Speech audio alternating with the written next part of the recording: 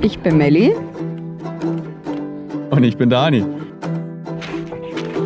Gemeinsam sind wir mit dem Fahrrad unterwegs, um die Welt zu entdecken. Unsere Route führt uns von Deutschland nach Japan und vielleicht auch darüber hinaus. Dabei nehmen wir aber auch viele Umwege, denn der Weg ist unser Ziel. Nach über einem Jahr Nomadenleben und Schlafen im Zelt sind wir noch immer unterwegs. Und wir haben noch lange nicht genug. Unterwegs erleben wir viele einzigartige Momente, begegnen tollen Menschen Und wachsen über uns selbst hinaus. Aktuell radeln wir durch den wilden Balkan und sind bei Freunden in Bulgarien. Von dort aus geht es weiter Richtung Türkei. Es sind jetzt schon 3 Tage vergangen. Wir sind mittlerweile in Kasanlak angekommen, bei unserem Freund dem Martin. Kennen wir vom Studium. Und die Melli ist wieder fleißig am Arbeiten, Schneiden, Blogartikel schreiben. Ich war das bis jetzt gerade auch die letzten 3 Tage und jetzt gehe ich nach unten. Mache mal wieder ein bisschen Fahrradservice, das Übliche. Ich denke, wir bleiben hier noch ein paar Tage. Schauen, dass wir irgendwie mal weiter vorankommen. Dann fahren wir weiter Richtung Türkei. Und außerdem glaube ich, dass mein Bart vielleicht abkommt. Wir haben im Moment auf Instagram eine Umfrage, ob ich ihn abschneiden soll oder nicht. Mich nervt ein bisschen, weil es so heiß ist. Und, Ich auch. Das ist zu viel, ja, was ab, aber nicht ganz ab. Okay, also ihr dürft gespannt sein. Jo, da bin ich. Also ich bin jetzt hier bei Martin vor der Haustür oder seinen Eltern quasi. Das Fahrrad wieder wie immer aufgehängt. Jetzt schaue ich mal, dass ich ein bisschen Reifen wechsle und die übliche Wartung mache, die einfach wieder notwendig ist. Wir haben jetzt schon wieder 1500 runter seit der letzten Wartung. Hier ist das Ergebnis, alt und neu. Da sind jetzt etwa 8000 Kilometer drauf. Da sind die alten. Das bin ich vorne, ich hinten, Melli vorne, Melli hinten. In Deutschland hätte ich die Reifen auf jeden Fall noch weitergefahren. Da hätte ich auch, 2000 Kilometer hätte ich da noch drauf gemacht. Aber nach dem, was wir vorhaben, die Strecken, die wir fahren wollen und werden, ist es mir nicht wert, die Ärgereien mit den Platten zu haben. Was habe ich alles erledigt? Bei mir die Elektrik angepasst. Ich hatte den Wackelkontakt mit der Sirene. Melli hatte den Wackelkontakt beim Licht. Das ist alles behoben, das war gar kein Problem. Was haben wir noch alles gemacht? Ja, Schrauben nachgezogen, gecheckt. Bei mir ist hinten der abgerissen, den muss ich morgen noch machen. Das Licht geht gerade nicht. Mellis Korb war locker. So, in Kürze erledigt. Ich glaube, es ist soweit. Er kommt ab. Bringen wir es mal hinter uns.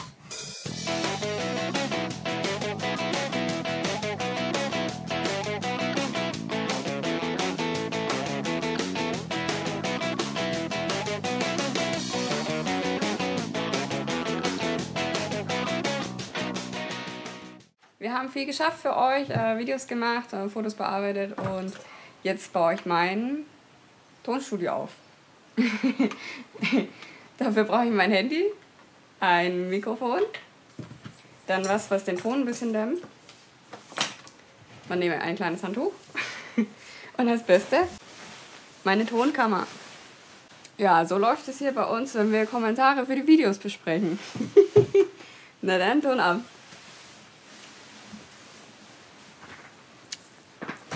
Skoda ist ein Projekt, das Menschen aus der Region fördert.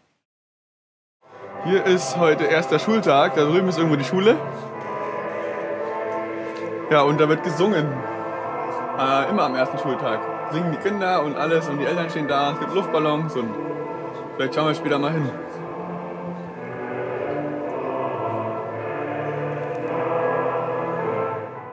Wir fahren gleich los. Seid gespannt, wohin.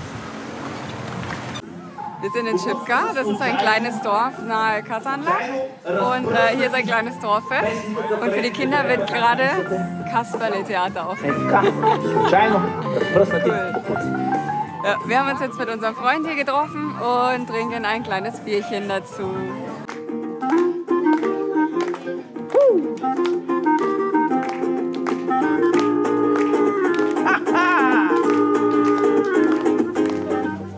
Jetzt kommt das Abendprogramm für die Erwachsenen.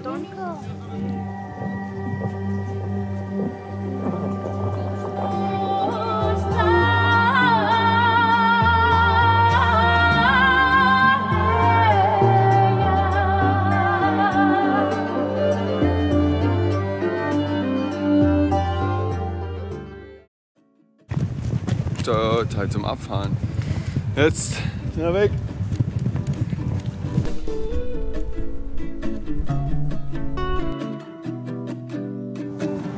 So, und da vorne, wo die Berge durchschimmern, kommen wir morgen an.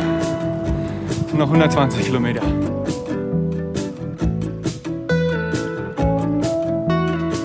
Ja, was ist passiert? Ich habe einen gefunden. Und es ist diesmal ein linker. Heute haben wir 80 Kilometer gemacht. Nach Dimitrovgrad.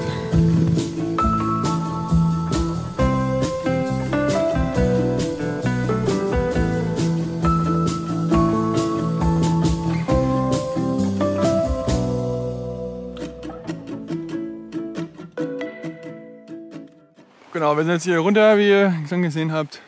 Hier wird heute geschlafen. Da drüben sind zwei Jungs. Da gehen wir jetzt gleich rüber. Die haben uns auf ein Bier eingeladen. Ja, wir sind jetzt mal hier runter zu den anderen Jungs gegangen. Und wie sich herausgestellt hat, mögen die auch Hängematten. Und er hat dieselbe Hängematte. Ja, gute Wahl. Das ist geil, ja. Super. Wir waren gerade schon mal schwimmen da drüben. Morgen geht es weiter in Richtung Momčilgrad. Das sind noch mal 80 Kilometer. Ich denke, das schaffen wir morgen. Und dann wird es wieder richtig hügelig. Wir haben was zu feiern heute. Wir haben jeden Tag was zu feiern. Heute aber ganz besonders, weil wir seit genau einem Jahr unterwegs sind auf unserer Fahrradweltreise. Heute sind wir von Kazanlak nach Dimitrovgrad gefahren. Das sind 80 Kilometer. Nach 2 Wochen Arbeitspause, in der wir eure Videos geschnitten haben und so weiter. Unser Laptop ist abgeraucht.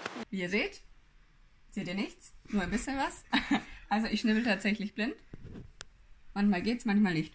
Dauert halt sehr lange. Also es bewegt sich schon. Der Cursor läuft, aber das Bild leider nicht. Oh, noch was ist passiert. Die Facebook-Seite ist erst gehackt worden, dann ist der Name geändert worden, Bilder getauscht worden. Dann sind wir als Administratoren rausgekickt worden und zu guter Letzt hat Facebook unsere Seite einfach gelöscht. Ja, es ist total schade, weil wir halt jetzt ein Jahr lang Liebe, Aufwand, tolle Bilder und Begegnungen da reingesteckt haben. Ja, es ist halt jetzt alles futsch. Wir wissen noch nicht, ob wir eine neue Facebook-Seite aufbauen oder nicht. Sehr ärgerlich. Ja, zusammen mit wir dem lassen kaputten uns Laptop überraschen. Genau, der kommen Laptop jetzt noch ist mal kaputt. 2000 € auf uns zu, die ungeplant waren. Super. Ja, aber nichtsdestotrotz, wir sind gesund, wir sind unterwegs und wir feiern unser Einjähriges heute. Also, jetzt bauen wir erstmal einen Grill, bis die Jungs wieder da sind und dann machen wir schön Feuer. Ich habe jetzt eine Weile gesucht, aber leider keinen Zaun gefunden für einen Grillrost. Normal schaue ich nach altem Zaun, der irgendwo rumliegt oder so, oder einem alten Schild oder was weiß ich, irgendwas aus Metall als Grillrost gibt es nicht. Also benutze ich jetzt wieder Steine. Gerade schon angemacht. Hier habe ich aus dem Flossbett rüber getragen. Bisschen Begrenzung und als Halterung für die Steine und jetzt haben wir ein bisschen Feuer und fangen schon mal an, die hier heiß zu machen und vor allen Dingen sauber zu brennen. Da hinten, also auf dem wird gegrillt und auf dem da hinten wird gegrillt. Die werden jetzt ordentlich heiß gemacht. Ich habe sie jetzt einmal sauber gebrannt von der Seite, habe sie andersrum rein, dann raus. Mit dem Wasser hier abgespült, weil sie noch heiß waren. Jetzt sind sie sauber. Muss man nur ordentlich heiß machen von unten und dann auf die anderen warten. Moin, moin. Wir fahren gerade los aus Dimitrovgrad. Der Stelian ist gestern wiedergekommen, hat ein halbes Kilo gefrorenes Fleisch mitgebracht. nur für uns. Ja, total lieb. Und dann gab es da Barbecue hier und dann kamen plötzlich ganz viele Leute. Also ich glaube schon, dass es 10 waren insgesamt. Und Bier und alles und dann haben wir da sozusagen eine kleine Party gefeiert. Das war total süß. Und heute geht es weiter Richtung Momčilgrad. Hoffentlich schaffen wir es in 80. Gerade Wasser geholt hier an der Hundetränke. Coole Sache. Und Abfahrt.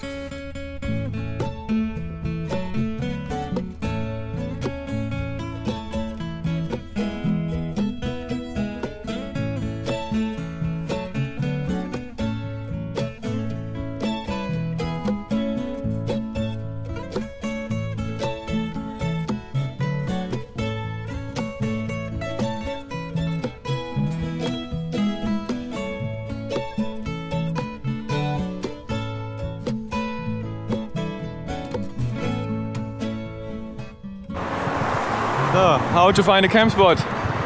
Wir werden heute unter dieser Brücke schlafen. Whoop. Ja.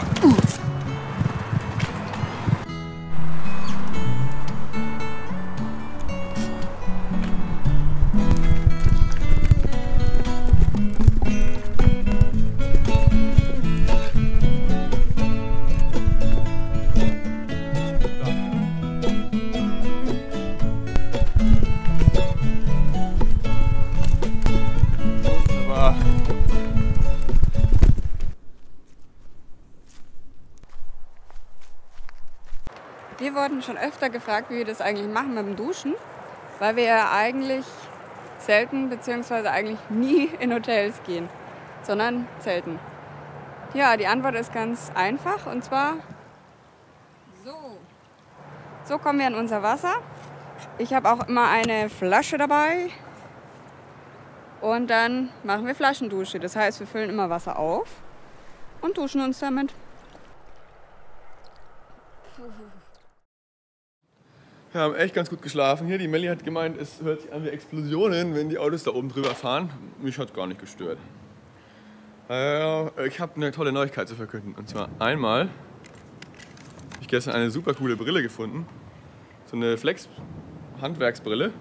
Die ist noch ein bisschen dreckig, die muss ich erst sauber machen, aber die ist gut gegen den Staub. Und das andere, ich habe gestern es endlich geschafft. Ich habe neue Flipflops.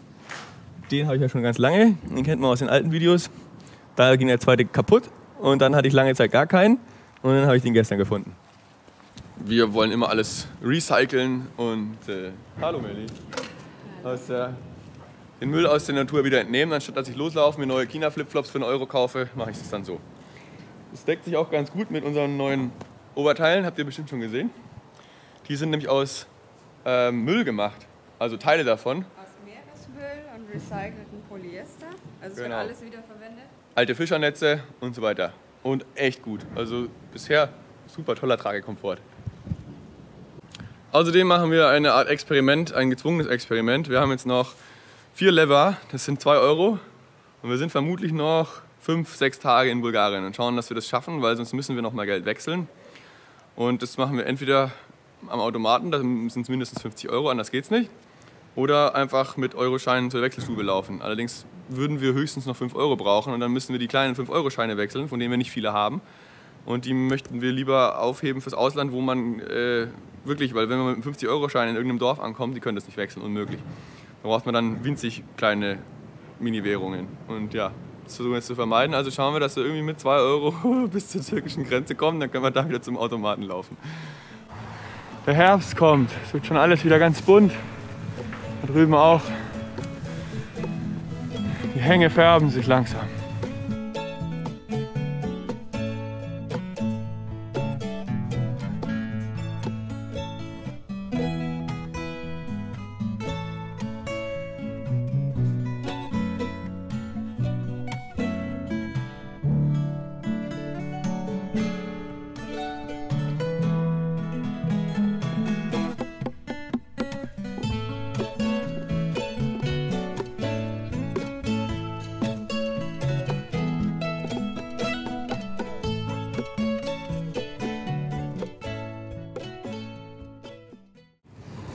Im Moment befinden wir uns ja am ziemlichsten untersten rechten Eck von Bulgarien. Da ist auch gleich Griechenland und Türkei ist da auch schon fast. Also das ist wie so ein Dreiländereck. Was haben wir doch wieder für ein Glück? Da drüben war ein Feld mit Paprika, das war abgeerntet und da waren daneben so Mülltüten mit kaputten Paprika. Da habe ich mich eingedeckt, weil wir kein Geld mehr haben, nur noch 4 Lever. Und jetzt fahre ich keine 5 Meter weiter und jetzt hier direkt an diesem Stein da, wo 59 steht, liegen 4 geile Waffeln. Moment, diese Waffeln. Das Universum will uns wohl was sagen. Also bisher läuft es ganz gut. Wir haben jetzt an dem Feld, wie ich vorhin schon gesagt habe, die Paprikas. So alte, ausgemusterte Paprikas. Das unterscheidet sich aber auch nicht von dem, was wir sonst hamstern. Geholt, die uns jetzt hoffentlich noch ein Stück durchbringen. Wir waren gerade tanken, noch mal ein bisschen Benzin geholt für den Kocher. Das haben wir jetzt noch 4,5 Lever übrig, das sind irgendwie 2 Euro ein paar zerquetschte. Wovon wir hoffentlich noch Reis holen. Allerdings sind wir in der Gegend, wo der Reis plötzlich das Doppelte kostet. Vorher war der Reis bei 1 Lever 10, jetzt liegt er bei 2 Lever 50 das Kilo, was schon gar nicht ohne ist. Das zerhaut uns ein bisschen unseren Plan. Ja genau, wir müssen irgendwas anderes essen. Aber wir brauchen ja irgendwas, was satt hält. Die Paprika sind ja nur, ja, die verdunsten ja schon beim Anschauen. Wir haben einen kleinen Rettungseinsatz. Arme Schildkröte hier. Kommt ja nicht mehr raus, ne?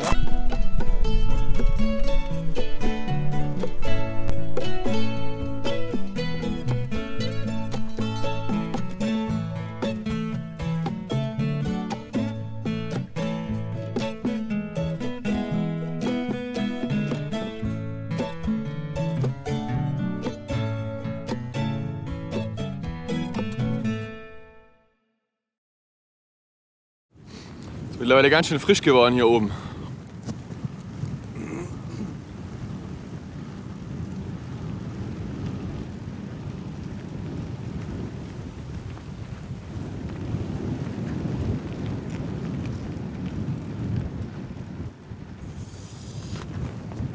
Tag 2, wir haben immer noch 4 Lever. Reis ist noch ungefähr 2 Portionen da. Wir essen jetzt das vorgekochte Essen mit den gefundenen Paprika. Ja, Rest jetzt zehren. Vielleicht noch 3 Tage oder so, dann könnten wir vielleicht in der Türkei sein. Hoffentlich schaffen wir es. Wir haben kein Essen mehr und kein Geld.